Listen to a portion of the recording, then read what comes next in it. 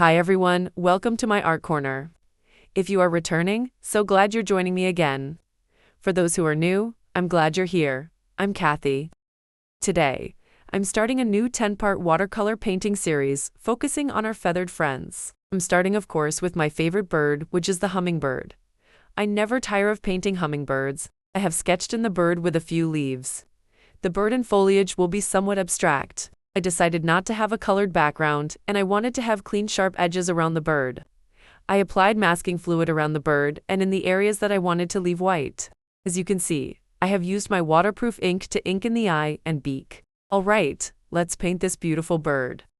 Starting at the head, neck, and wing, I'll add some clean water, then dab in light colors. That's the thing about hummingbirds, they are multicolored, so use the colors you like.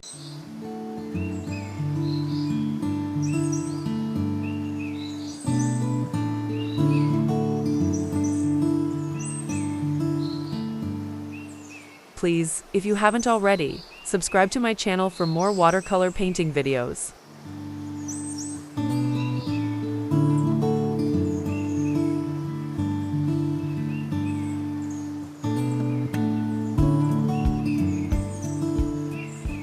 Here, I'm adding in colors, but I don't like the way they look, so I just dab them out with my tissue.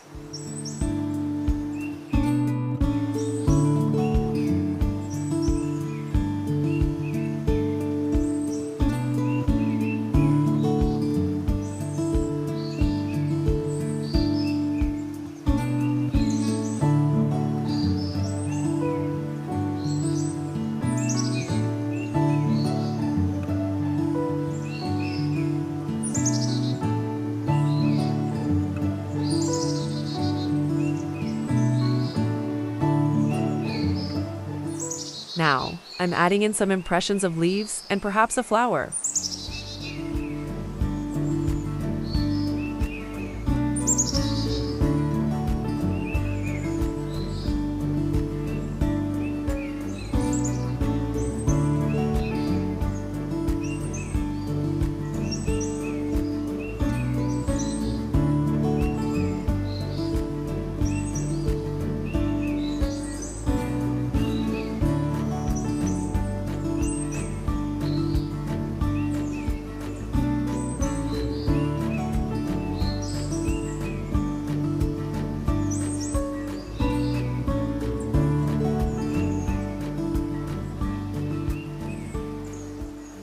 At the end of the video, there is a pro tip, so stay tuned so you don't miss it.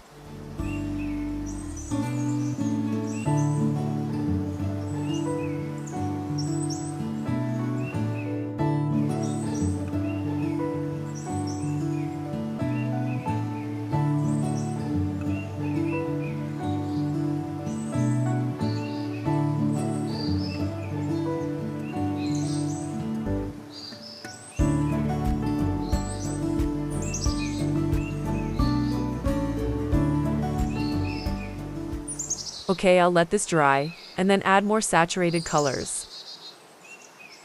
Alright, I'm deepening the color to add more dimension to the hummingbird. This is something I didn't know about hummingbirds. They can't walk or hop like most birds. Their legs are so tiny and weak that they're only useful for perching and shuffling sideways along a branch. Instead of walking, they rely entirely on their incredible flying abilities to get around.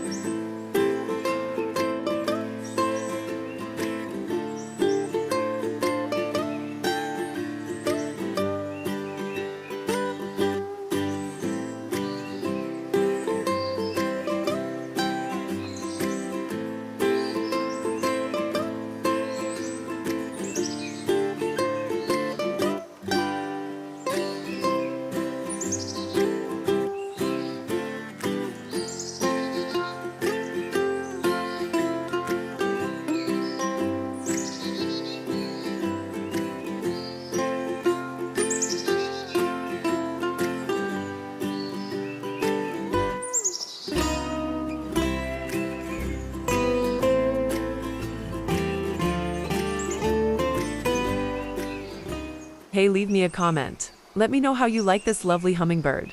Oh, and hit the like button.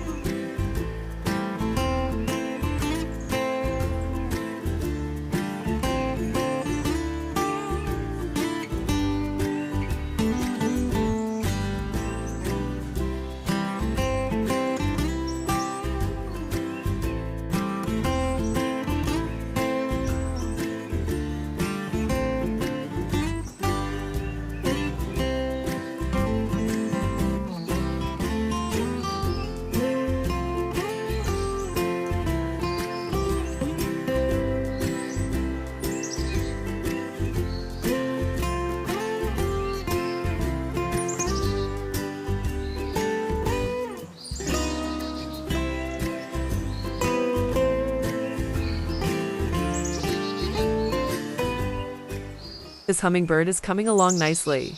Maybe one more layer to add details. But we have to let it dry first. I'm going to paint in a small freehand detail to balance the painting out and tap in a few dots of watercolor around the painting. This is all optional, and of course some more detail on the bird and branches.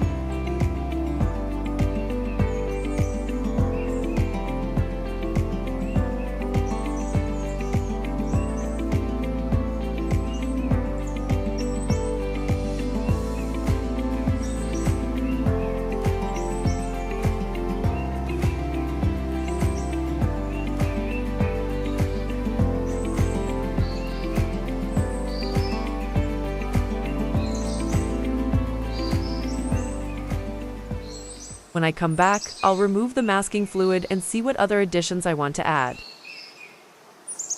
Now it's time to remove the masking fluid for the big reveal. Then, see if there is any other details that I think the painting needs.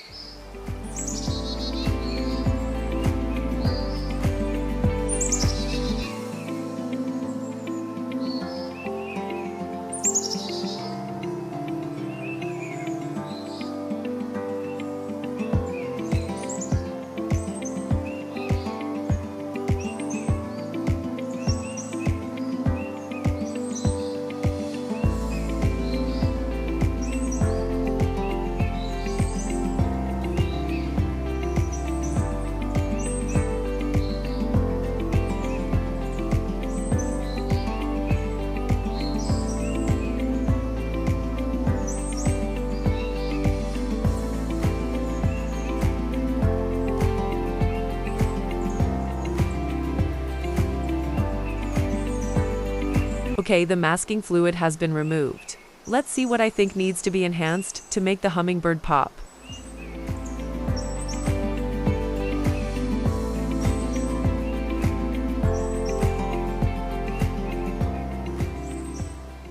Another fact about hummingbirds is that hummingbirds have tiny, hair-like tongues that they use to slurp up nectar at incredible speeds, around 20 licks per second.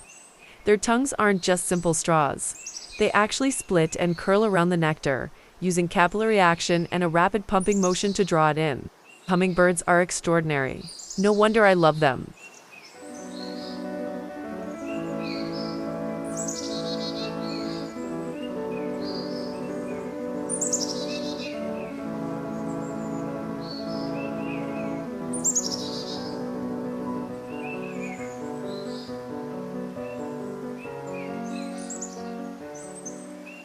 I want more clear definition to the wingtips.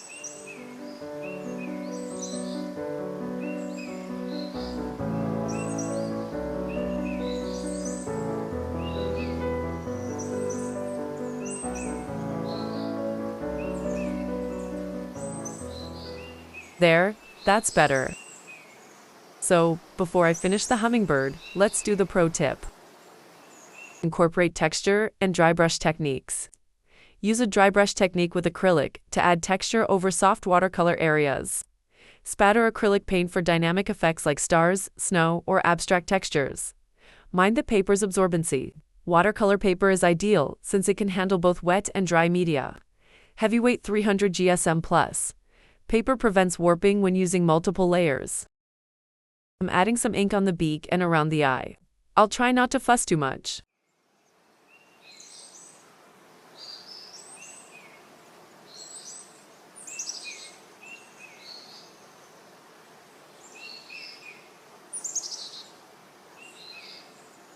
Well, I love this vibrant hummingbird. Thank you so much for joining me today. I hope you will join me again to paint another beautiful bird.